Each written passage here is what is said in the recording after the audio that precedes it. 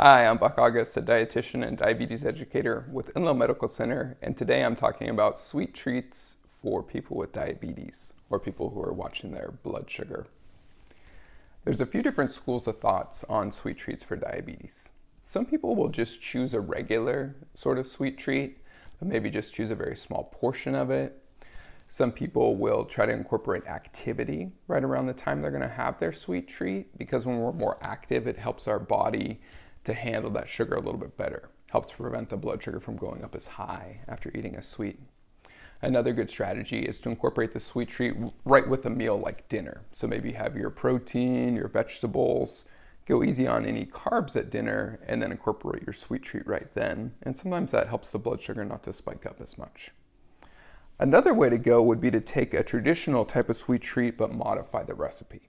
So for instance, I made this cake last night, and this cake was made with almond flour instead of regular wheat flour. So that significantly decreases the starch content of the cake, and that starch from regular wheat flour turns into sugar in our body, whereas the almond flour is mostly protein, fat, and fiber, and those don't really raise blood sugar.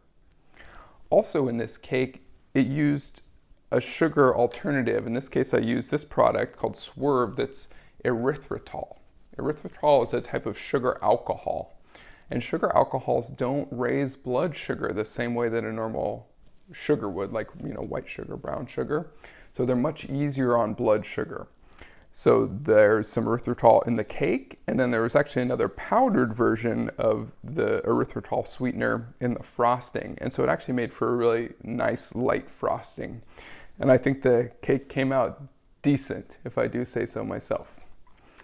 Last night I also baked up some peanut butter cookies, and this was a similar way of modifying the recipe. So the base of a peanut butter cookie is peanut butter. So peanut butter is very blood sugar friendly. Again, mostly protein, healthy fat from the peanuts, and some fiber. Not a whole lot in the way of carbohydrate. It used, again, erythritol, but you could also use something like Splenda or a different alternative sweetener in there. And those baked up nice. They taste pretty good. A little different flavor and texture than an average peanut butter cookie, but still pretty good. These are a totally different alternative here. So these are brownies, but they're actually made with black beans. Again, some erythritol, but you could use any other sweetener, and some oil, and there's some canola oil or whatever you like. So these are going to be much more blood sugar friendly. They have some fiber from those black beans. They don't have the sugar that would typically be added to brownies, and they taste okay. They have kind of a brownie-like flavor, texture, not quite the same, but it's decent, and it's going to be a lot more blood sugar friendly. Another direction to go, a lot of people for dessert, maybe they just like to have some fruit.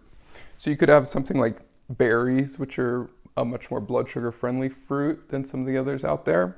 And then this just has some sugar-free whipped topping on top to, spice it up a little bit, so to speak, without adding sugar.